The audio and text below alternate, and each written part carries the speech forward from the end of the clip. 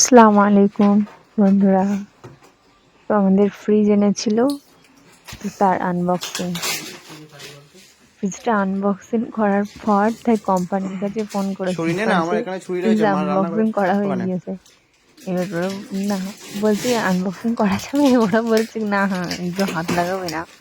তো তারপরে বক্স টক্স এনে আবার প্যাকিং করে, ওটা দেখানো হয়নি, এটা আনবক্সিং করা হচ্ছে। তো ওইগুলো আবার এনে আবার প্যাক ট্যাক করে রেখে দিয়েছিলাম। তারপর ওরা এসে সার্ভিস সেন্টার থেকে এসে আবার ওরা খুলেছিল। তখন কি বকাবকি করছিল আমার শাশুড়ি, বলছে হ্যাঁ সবাই মিলে একেবারে খোলার জন্য প্রস্তুত হয়ে আছে। তো দেখো ফ্রিজটা এনেছিল, ফ্রিজ আনবক্সিং করছে আমি আর আমার দেওর মিলে।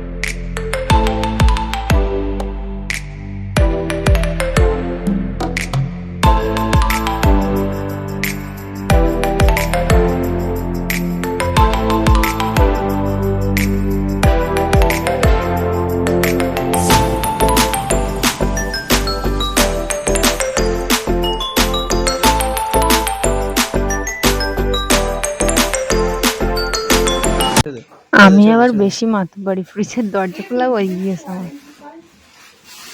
দেখো আমি কি করি, ক্যামেরা ভিডিওটা করে নি আগে। এবার এটা খুলছি। শ্বশুর মশাই বলছে ও তো বেশি, দেখ সব খুলে দিচ্ছে, সব আস্তে আস্তে করে বের করবো। আমার ভীষণ ভালো লাগে আনবক্স করতে, দাঁড়াও ওইটা যদি হয় মজা আসে। তোমাদের কার কার মজা আসে একটু বলো। এটা হচ্ছে ম্যানুয়াল ফ্রিজের। সেটা আবার খুলতে হবে না ওটা। বলছিল এবার তোরা রাখিস, কত সবজি রাখবি, কত কি রাখবি, কিন্তু বোতল রাখার জায়গাই নেই। বোতল রাখার দেখো বেশ অর্ধেক জায়গা তো সব পিছনে সব বড় বোতল, ওই বোতল হ্যাঙ্গিং এ ধরবে না।